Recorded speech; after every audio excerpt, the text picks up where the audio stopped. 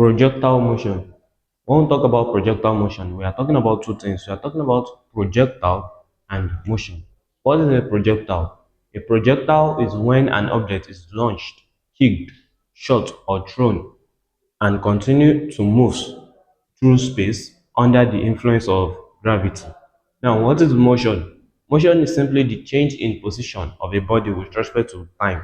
Now, projectile motion is what happens when an object with no engines travel through space under the influence of gravity. Now, when we talk about projectile motion, we have several examples of projectile motion. Basically, we are talking about projectile motion simply being the horizontal and the vertical movement happening at the same time independently of each other.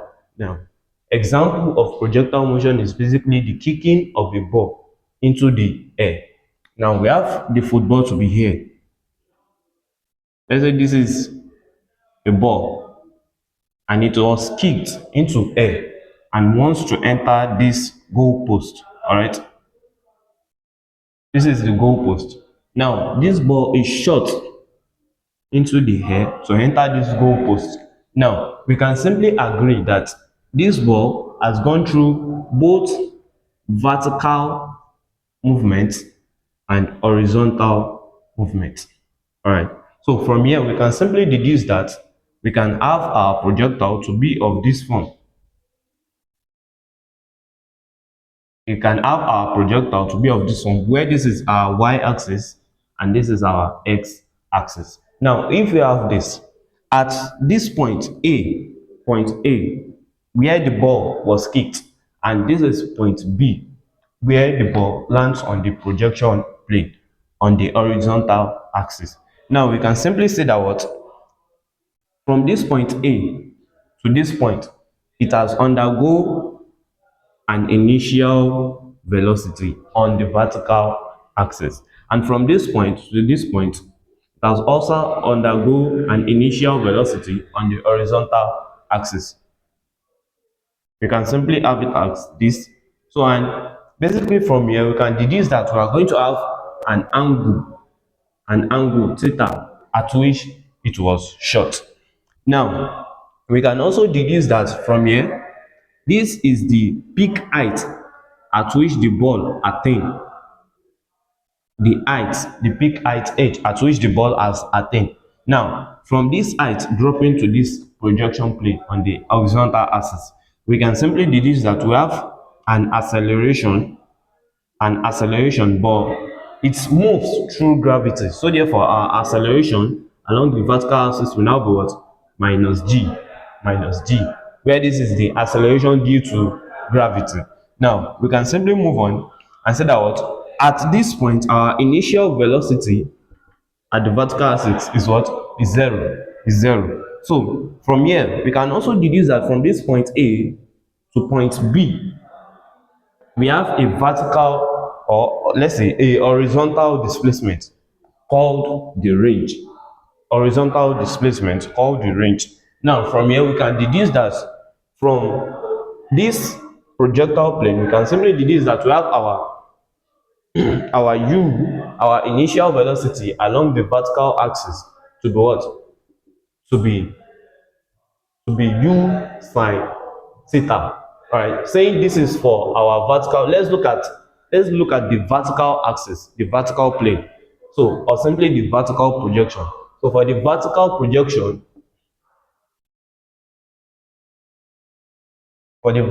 projection, we simply have our initial velocity along the vertical axis, u subscript y to what, u sine theta, and we also have our height h. So, and we also have what, we also have our this height is unknown, right? So we also have our acceleration to be what, minus g, So from here, from our equation of motion, we can simply deduce that from equation of motion, which is what, from the equation of motion, which says that v square is equals to u square plus 2as. Now we can simply deduce that what our v here now, which is our final velocity, will be 0. All right, it will be 0.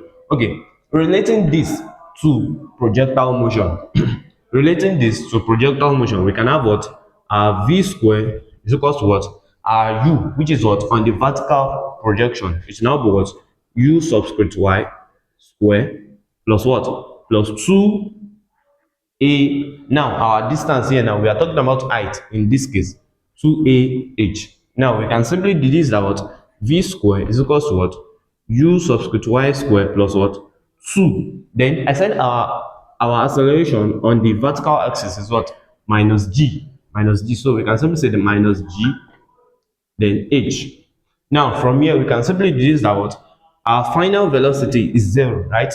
So if our final velocity is 0, we can simply say that 0 square is equals to what?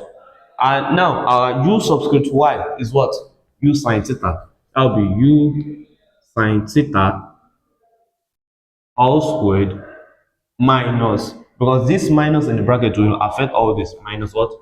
2gh, minus 2gh. Now from here you can simply say that what? 0 is equals to what? U square sine square theta minus 2gh. Alright, u square sine square theta minus 2gh. Also from here we can simply deduce that what? We can bring this to the other side. U square sine square theta is equals to what? 2gh. Now what do we want to attain? We want to get the maximum height. We want to get the maximum height. Now for the maximum height, what can we do? We can divide both sides by what? By 2g. Divide both sides by what? 2g. Now we can simply say that what? Our h, which is our maximum height, is equals to what? U square sine square theta over 2g, which will be our formula for what? Our formula for maximum height, which you can simply say that what? To be our equation 1.